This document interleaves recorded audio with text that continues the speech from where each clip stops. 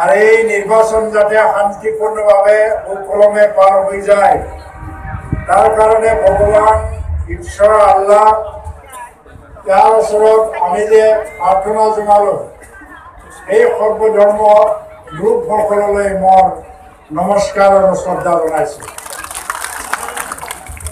বৰ বেছি কথা ক'ব লগা নাই।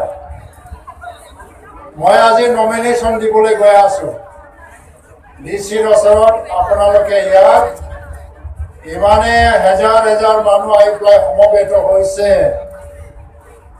হয়তো আজি যিটো নমিনেশ্যনৰ ৰেলী ভাৰতবৰ্ষৰ ভিতৰতে আটাইতকৈ ডাঙৰ ৰেলী হয়তো নহ'ব। অমিত শ্বাহ আমাৰ প্ৰধানমন্ত্ৰীয়েও আজি আমাৰ ৰেলীটো দেখিলে হয়তো ভাবিবলৈ বাধ্য হ'ব যে ভাৰতৰ কোন ঠাইত এনেকুৱা এজন প্ৰাৰ্থী ওলাল, দল ওলাল, যাক ইমান লক্ষ লক্ষ মানুহে সমৰ্থন দিয়ে। এইকাৰণে আপোনালোকক মই আজি মোৰ তৰফৰ পৰা অন্তৰৰ পৰা আকৌ মই শ্ৰদ্ধা জনাইছো। আমি বড়ো আৰু অবড়োৰ বিভাজনক লৈ ৰাজনীতি কৰিব বিচৰা নাই, বৰঞ্চ এই নিৰ্বাচনৰ পিছত যদি মই লক্ষ লক্ষ জনতাৰ ভোট লৈ পেলাই জয়ী হৈ যাওঁ তেতিয়া হয়তোবা বিটিডি অঞ্চলত বড়ো অবড়োৰ উচ্চাৰণ সম্পূৰ্ণভাৱে বন্ধ হৈ যাব। কোনেও সাহস নকৰিব বড়ো অবড়োৰ বিভাজন ঘটাই পেলাই ৰাজনীতি কৰা নাযায়। এই কথাটো আজি বুজাব লাগিব সেইসকলক। এতিয়া এইটো বুজুৱাই দিয়াৰ দায়িত্ব আপোনালোকৰ। বড়োসকলৰ যিমান অবড়োসকলৰ সিমান, যাৰ কাৰণে আপোনালোকে আগবাঢ়ি আহিছে। এজন বড়ো মানুহে বড়ো মানুহৰ যিমান কাম কৰে সমানে সমানে সকলো জনগোষ্ঠীৰ কাৰণেও যে কাম কৰিব পাৰে তাৰ প্ৰমাণ আমি দেখুৱাম এই নিৰ্বাচনৰ পিছত।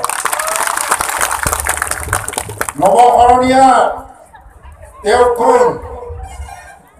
মত জনোৱা মতে তেওঁৰ আচল নাম বোলে আছিল নৱকুমাৰ ব্ৰহ্ম। তেওঁতো অবড়ো মানুহ নহয়। ক'ৰ পৰা ওলাল অবড়োৰ ভগৱান হৈ? তেওঁ কিয় কেনেকে নিজকে অবড়োৰ ভগৱান সজাব খুজিছে? তেওঁতো অবড়ো নহয় নিজেও। এইটো একো নহয়।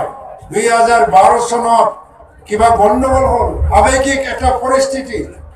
এই সময়ত এই আৱেগটো ব্যৱহাৰ কৰি পেলাই তেওঁ এবাৰ MP হ'ল, কিন্তু টেঙা আম বজাৰত বাৰে বাৰে বিক্ৰী নহয়। এইবাৰ আৰু নৱশৰণীয়াক এই সুযোগটো নিদিয়ে। BPM আৰু নৱশৰণীয়াৰ মাজত কোনো পাৰ্থক্য নাই। নৱশৰণীয়াই অবড়োত ভোট পাবৰ কাৰণে কয় যে বড়োসকলৰ বিৰুদ্ধে যুদ্ধ কৰিব লাগে, আৰু আগ্ৰামৰ অবড়োসকলৰ ভোট পাবৰ কাৰণে কয় নাই নাই মই যে এটকালৈকে বদলেন নহয়। অবড়োৰ বিৰুদ্ধে যুদ্ধ কৰিব লাগে বুলি ক'লে অবড়োবিলাকে ভাল পাই ভোট দিয়ে, বদলেন নহয় বুলি ক'লেও অবড়োবিলাকে ভোট দিয়ে। অবড়ো মানুহবিলাক ইমানটো বুৰ্বক হৈ থকা নাই, বুৰ্বক বনাবলৈ চেষ্টা কৰিছে। আজি ইমান যে বুৰ্বক হৈ থকা নাই এইটো প্ৰমাণ কৰি দেখুৱাব লাগিব। মই খেলা নাই আজি নিৰ্বাচন, মই প্ৰাৰ্থী হ'ব পাৰোঁ। এই নিৰ্বাচন কিন্তু মই খেলা নাই। কোনে খেলিছে? খেলিছে আপোনালোকে, লক্ষ লক্ষ জনসাধাৰণ ৰাইজে খেলিছে। এই নিৰ্বাচনত জিকাৰ দায়িত্ব জনগণৰ ৰাজ্যত মই নহয়। মই ব্যক্তিগতভাৱে মই এজন কেণ্ডিডেট হিচাপে থিয় দিছো। হাৰিলেও জিকিলেও জনগণৰ ৰাজ্যৰে হ'ব। সেইকাৰণে আজি মই জনগণৰ ৰাজ্যক এটা আহ্বান জনাব বিচাৰিছো। এটা মহৎ উদ্দেশ্য ইয়াত লুকাই আছে।